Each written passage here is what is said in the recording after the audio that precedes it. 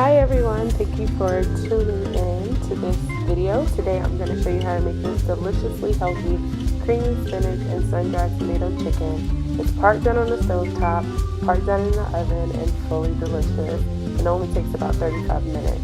So the first thing we want to do is get our spices together. I have some salt and I use Aleppo pepper, which is used chili powder, some hot smoked paprika, a little bit of dried lemon peel, but you can also use fresh, and then some dried oregano and black pepper.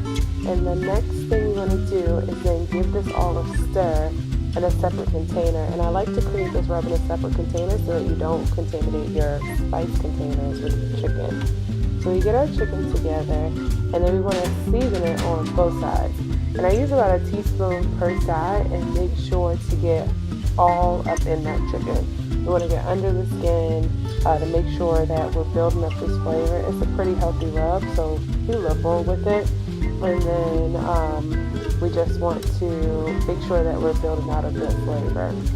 Add our oil to the pan, and when it becomes shiny and moves around easily, we want to add our chicken to the pan, and you'll use all your senses when you're doing this. So you'll see the oil is glossy, you'll hear the sizzle when you put the chicken into the pan, and then you'll be able to smell the fragrant aroma. And I zoomed in just so that you can see. You'll see the steam and you see the bubbling oil around it, which is really just water being cooked out.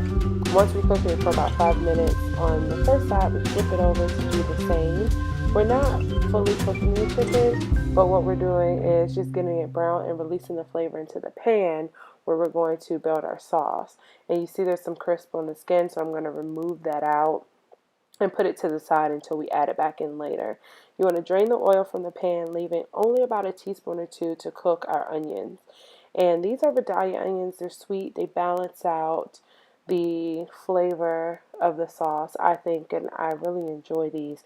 And so we want to stir them around to get them softened, to release the juices and begin to scrape up those brown bits. These have been served for about 2 minutes, so now we're going to add in our garlic. I use a garlic press, as you can see here, but you can use a grater or you can mince it yourself.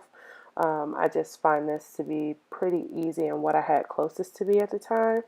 And then once we add this in, we're going to do this actually 2 more times, so 3 cloves of garlic in total, and you didn't have to watch that, so I sped it up. And then we're just going to stir that around again to get it fragrant. And as you can see, as the onions have cooked down and released their juices, the brown bits have started to come up, which is exactly what we want. And so then the next thing that we're going to do is add in our cream cheese. This is actually reduced fat cream cheese. And the reason I like this is because it gives us that creaminess that we sometimes crave in dishes, but it does cut down on the fat of using a heavy cream or even a full fat cream cheese. It's 1/3 less fat, 1/3 less calories.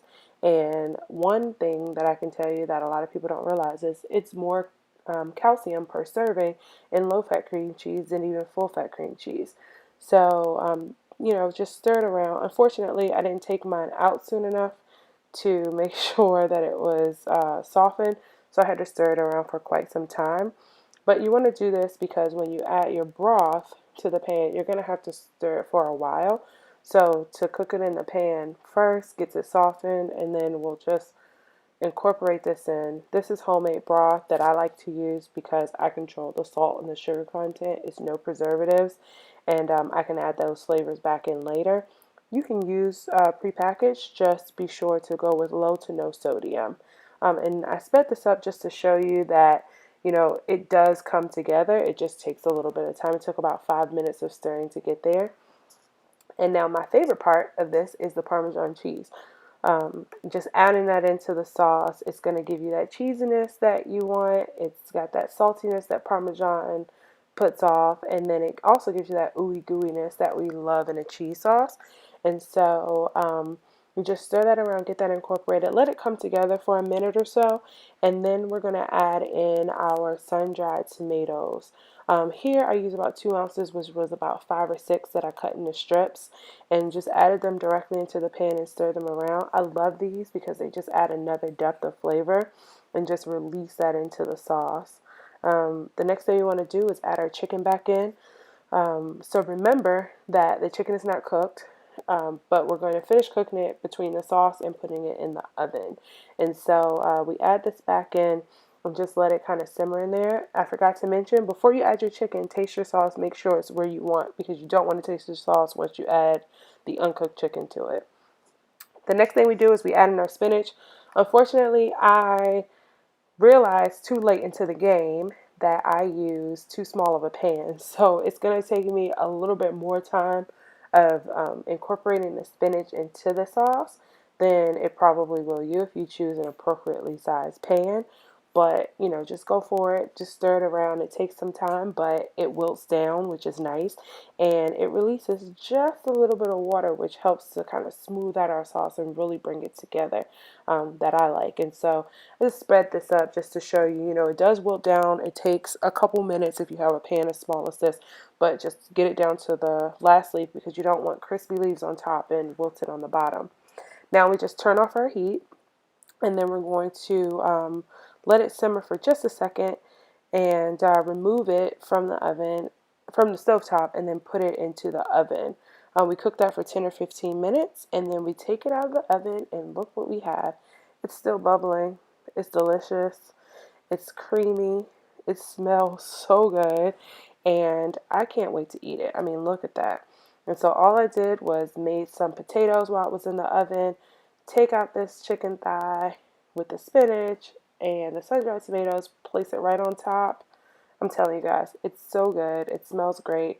And of course, we're going to take a little bit more sauce and ladle that on top as well.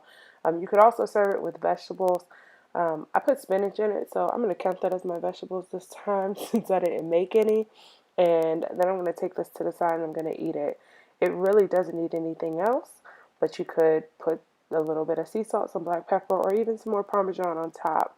Cut into it and enjoy. I mean, look at this. It's steaming hot. The chicken is so moist.